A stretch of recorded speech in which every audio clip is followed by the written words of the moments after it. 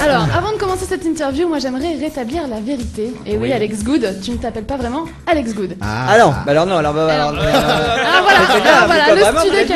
le studio calé a mené l'enquête, mais on n'a toujours pas trouvé ton vrai nom. Alors s'il te plaît, pour qu'on puisse dormir sereinement. Non, je ne te donnerai pas mon vrai nom pour la simple et bonne raison que c'est sorti une fois et que ça a été l'apocalypse dans ma famille. Oui, c'est quasiment la même chose. Hein. Donc Alex c'est mon vrai prénom, mais c'est pour Alexandre et j'ai raccourci parce qu'il n'y a que ma mère qui m'appelle Alexandre. Bonjour maman, je t'aime. Et après c'est presque mon vrai nom, Good, sauf que j'ai enlevé une ou deux lettres à la fin pour que ça sonne un peu mieux, tu vois. Alors du coup après ça m'a valu plein de déboires parce que quand j'ai commencé ma carrière, les gens ont dit c'est vraiment dégueulasse, il n'y a que du piston, c'est le fils de Jean-Paul Good, c'est comme ça qu'il a arrêté. Sauf que non, pas du tout. Mais j'aime beaucoup Jean-Paul Good, hein, malheureusement c'est pas mon papa. D'accord. Et alors une grande majorité de gens t'ont découvert grâce à ta météo sur M6. Oui. Mais surtout grâce à tes jeux de mots aussi. Mais qu'est-ce que tu faisais avant ? Écoute, oh là là, je vais te le faire très vite parce que sinon tout le monde va se faire chier. Alors, jusqu'à 18 ans, je faisais du football. Je me suis pété le genou. Après, j'ai fait de la voiture jusqu'à 20 ans, 21 ans. J'ai dû arrêter la voiture parce que ça coûte beaucoup d'argent et que mes parents ont dit t'es gentil, mais enfin mon papa surtout a dit on arrête. Donc du coup, il a fallu que je trouve du travail et tout ce que je savais faire, c'était écrire des conneries déjà et jouer aux jeux vidéo et conduire des voitures. Et du coup, je suis rentré dans le jeu vidéo à 21 ans. Et je travaille encore aujourd'hui dans le jeu vidéo. Mais bon, je suis rentré à 21 ans, je suis devenu journaliste de jeux vidéo, j'ai été formé au métier de journaliste. Après, à 25 ans, j'ai commencé mes études de comédien au cours Simon complètement par hasard, voilà, en amenant un ami que je voulais décoincer. Finalement, le prof m'a dit bah tu vas rester, t'es comédien. Je suis oh, d'accord. Et je suis resté. Et puis la télé, c'est pareil, c'est un hasard, c'est parce que j'étais journaliste au journal de Mickey, où je suis encore journaliste aujourd'hui. Et un jour, Disney Channel a eu fait un reportage sur The Jones dans l'équipe. Donc du coup, on me voyait beaucoup dans le reportage. Et le directeur de la chaîne a dit mais c'est qui cet abruti, faut le prendre en animateur. Voilà. Et 2 semaines après, j'étais animateur sur Disney. Tu vois. Donc c'est que des hasards comme ça. Voilà. C'est quand même une belle carrière en attendant pour l'instant. C'est compliqué. Exactement. Et alors, comment as-tu vécu ta première émission de télé ? Ah bah la première très mal parce que c'est justement sur Disney. Moi, je voulais. Enfin, tu vois, jamais de ma vie je voulais être à la télé. C'était pas du tout un truc. Tu vois, je me suis pas. Quand j'étais gamin, je me disais pas je vais être dans le poste à la place du monsieur et tout. Tu vois, c'était vraiment. Voilà, là je me suis dit bah je vais le faire pour rigoler quoi, comme tout ce que je fais. Et je me suis retrouvé donc sur Disney un mercredi matin, ça c'est le truc où c'est le plus regardé, mercredi matin. Et pour la première fois de ma vie j'avais une oreillette en plus, hein, je savais même pas qu'on pouvait te mettre un truc dans l'oreille un peu bizarre. Enfin pas ça. Et du coup ils me font ah c'est à toi dans 5 secondes, 4 secondes, 3 secondes, 200 000 gamins te regardent, c'est parti. Pression. Et là l'apocalypse quoi, je me suis fait dessus, j'étais comme ça, j'ai bonjour. Elle était brillante la première fois, mais en général ça laisse toujours un souvenir, voilà. Très bien. On en parlera peut-être après l'émission. Est-ce que tes parents t'ont toujours soutenu dans ton aventure ? Parce que t'as quand même fait maths sup. Alors en fait, ce qui est très bizarre dans ma vie, c'est vrai que mes parents m'ont toujours laissé faire ce que je voulais, y compris quand j'étais petit, tu vois, j'ai commencé à jouer aux jeux vidéo à 5 ans, je jouais 7 heures par jour. C'était déjà l'hystérie, mais j'avais très bonnes notes en cours. Donc en fait, comme j'ai toujours eu des bonnes notes en cours, ils m'ont toujours laissé tout faire, y compris le foot, où je faisais 25 heures par semaine. Tu vois, j'ai fait 25 heures de foot par semaine pendant 6 ans quand même. Supporter de quelle équipe en foot ? Écoute, bah Paris, mais toutes les équipes qui jouent bien. C'est bien. Non, mais toutes les équipes qui jouent bien. Tu vois, si par exemple Paris joue contre une équipe qui joue beaucoup mieux, je serais pour l'équipe qui joue voilà. Bien. Par principe, parce que je trouve que le beau jeu c'est important. Le journalisme avant tout. Je m'en sors comme ça, je sais pas. Et justement, grâce à ton métier, est-ce que tu as réussi à réaliser certains de tes rêves ? Ah bah oui, par exemple, quand je me suis retrouvé la première fois que j'ai commenté le foot pour M6, tu vois, c'était bon, ma carrière, je l'ai arrêtée contre mon gré, quoi, à cause de mon genou qui s'est pété. Et quand tu te retrouves avec en plus Thierry Roland qui m'avait aidé à l'époque, j'avais pas revu Thierry depuis 17 ans, tu vois, quand j'ai commencé à faire le foot. On s'était pas vu depuis l'époque mais c'était lui qui m'avait envoyé chez Giroud quand j'avais 17 ans. Donc du coup on s'est retrouvés 17 ans après complètement par hasard pour faire un match de Paris justement. C'était à Manchester City, Paris Saint-Germain. Et c'était là, et du coup je me suis dit merde, tu vois, quand je les ai tous vus rentrer dans le stade et qu'on était là, je me suis dit ça y est, c'est mon rêve quoi, c'est ce que je voulais faire quand j'étais môme et tout. Et donc là j'ai pleuré mais comme une merde pendant mais hyper longtemps, jusqu'au moment où j'ai entendu direct dans 5 secondes, 4 secondes. Et là j'ai fait pam, j'ai tout enlevé, j'ai bonjour, bienvenue et machin, et j'étais voilà, c'était super dur mais c'était vraiment un moment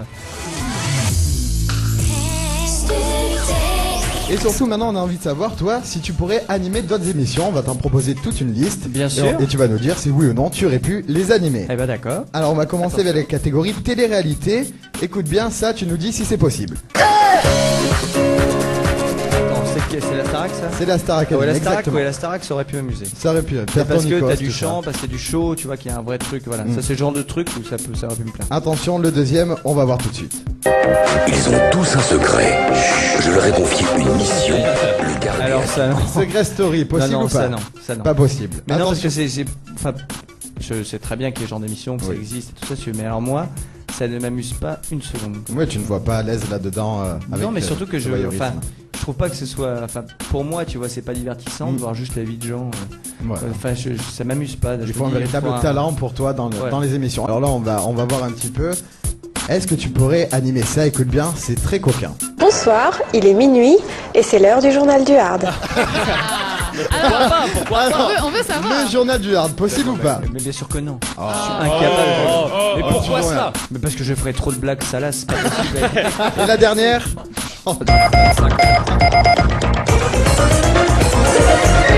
Le journal télévisé d'M6. Écoute, alors c'est l'ancien. c'est on a un l'ancien, super générique merci. maintenant, 1945. Alors pour la blague, je me suis entraîné sur le plateau 1945 pour le mariage d'un de mes meilleurs amis. J'ai fait un faux JT et en fait c'est hyper excitant. C'est-à-dire, quand tu commences, que tu as la musique et tout, tu commences le JT, tu as l'impression que tu pourrais dire attention, je change le monde, tu vois. Enfin c'est hyper. Une grosse Il y a sensation. une espèce de dose d'adrénaline au moment où ça commence. Donc, mais quand je serai plus vieux, tu vois, et quand j'arriverai à dire des trucs intéressants et pas dire attention, c'est tendu en Ouzbékistan du slip, tout ça. Donc, Tu vas devoir choisir quelqu'un du public par ici. Mettons-nous en N'importe situation. qui. Je t'en prie, mais lève-toi. qu'est-ce que c'est que ce Lève-toi. délire? Choisis quelqu'un dans le public et je t'explique en même temps. En même temps, bon bah je peux plus vous parler, mais je vous laisse. Hein. Accompagne-moi. Allez. Pas le poilu, pas le Alex, poilu, on pas le poilu. t'accompagne. Je t'explique en même temps ce que tu vas devoir faire. Alors c'est simple, tu choisis une personne du public, tu vas devoir draguer cette personne en utilisant exclusivement ou à peu près exclusivement des mots de la météo et en dansant. Très Il a bien, choisi très sa bon personne. choix. Alors voilà. Ah. Tu dois la draguer avec des mots de la météo. Allez. On le sent Après, très on motivé l'encourage. quand même. Hein. Ouais. Allez. Oh, c'est chaud là. On Quelle approche. nonchalance. Bonjour. C'est quoi ton petit nom, joli soleil? Léa, j'adore Léa. C'est mieux que les B? C'est mieux que les C? C'est toi que j'aime. Et donc, retourne-toi. Et donc, tu as un joli petit cul, Mélus? Non?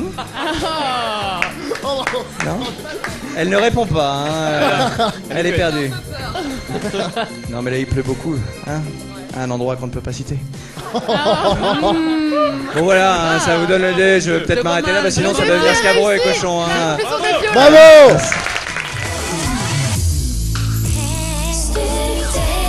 Alex, est-ce que tu es fan d'Alain Delon? Écoute Alain Delon, comment te dire sûrement. Sûrement. Enfin, je sais pas. Non Parce mais si j'ai vu ces vieux films. il y a- Alexandre Montero à ma droite Oui. est un grand fan et va te proposer de te glisser dans la peau d'Alain Delon le temps d'une interview. Ah oui, alors en le fait- mec, c'est qu'il répond toujours en disant Alain Delon pense que machin. Exactement, Donc c'est moi je fais exactement Alex ça. Good pense que bidule. Exactement. On C'est commence bien, les gens avec ont la pas première compris la question. Oui. Que pensez-vous d'Alex Good, l'homme côté privé? Écoute, Alex Good, dans le privé, est un homme aussi charmant qu'il l'est à l'antenne. Au Japon, on dit d'Alex Good que c'est le plus grand. Et pas dans tous les domaines, mais c'est parce que là-bas ils sont tout petits. Donc Ah oui, ils sont- et dans tous les domaines aussi. Pour vous, Alex Good est le synonyme de quoi, grosso modo? Écoute, c'est une bonne question. Je pense que Alex Good est synonyme de bonheur, de volupté, Oh, rien que ça. de joie, d'obsédé. Alex Good laisse une trace tous les matins, mais Alex Good est très heureux quand même. On verra. Seul l'avenir nous dira ce qu'il advient d'Alex Good, tu vois. Est-ce que Alex Good pense-t-il bientôt avoir un monument en son honneur? Écoute, Alex Good a déjà un monument en son honneur qu'il ne peut pas te montrer, bien sûr. Mais oui, Alex Good pense trôner fièrement au-dessus peut-être de la Tour Eiffel d'ici quelques années.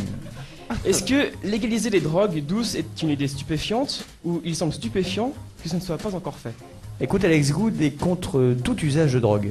Ah, Donc, d'accord. Alex Good Très bien. ne comprend pas. Même le Alex GHB? Good, même quelle que soit la drogue. Je ne comprends pas. La Alex drogue, Good c'est n'a mauvais, jamais faut le rappeler.